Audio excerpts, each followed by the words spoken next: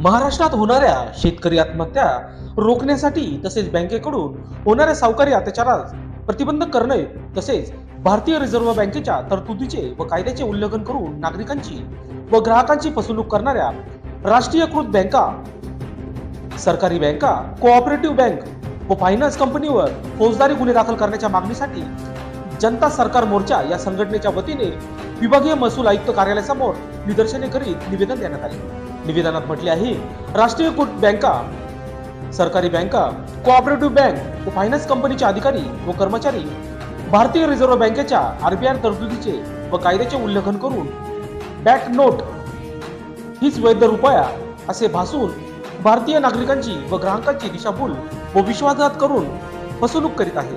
तसेच कोरोना महामारीमुळे बहुसंख्य व्यक्तींचे उद्योग, व्यवसाय, नोकरी, व्यापार अडचणीत आलेले होते।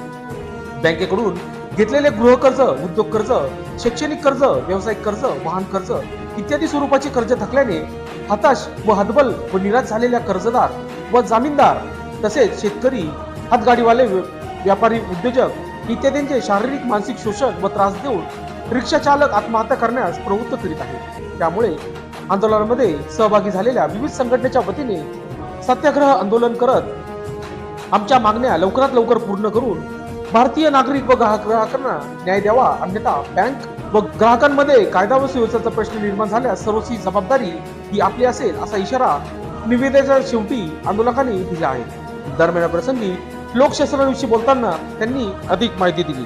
बघूयात सविस्तर।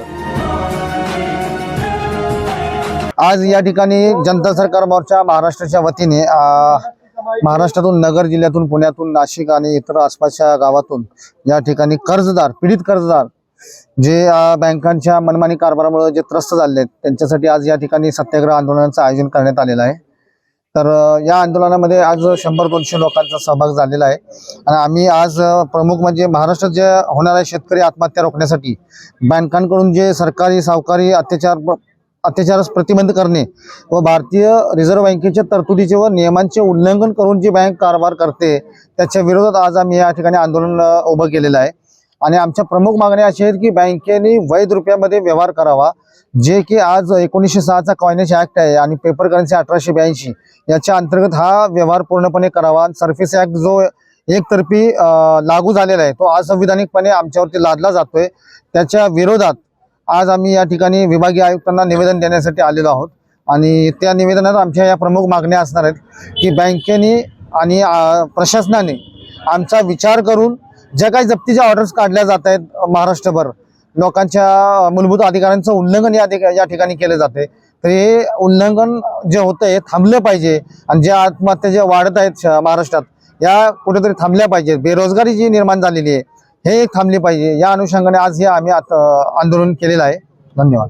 साधारण किती लोक आता आज या आंदोलनामध्ये 150 ते 200 लोक सहभागी झालेले आहेत आणि सर्व पीडित कुटुंब आहेत आणि सर्वजण कर्जदार, सन्माननीय कर्जदार आहेत। असं एकही व्यक्ती नाही की त्याला भरायचं नाहीये, फक्त बँकेने जे मनमानी पद्धतीने जे व्याज आभासी निर्माण केलेले आहेत, पैसे नसताना देखील यांनी डिजिटल स्वरूपामध्ये पैसा तयार केलेल्या बँकांनी, याच्या विरोधात आज आम्ही हा आवाज उठवलेला आहे। लोकशास्त्रासाठी विशेष प्रतिनिधी नाशिक।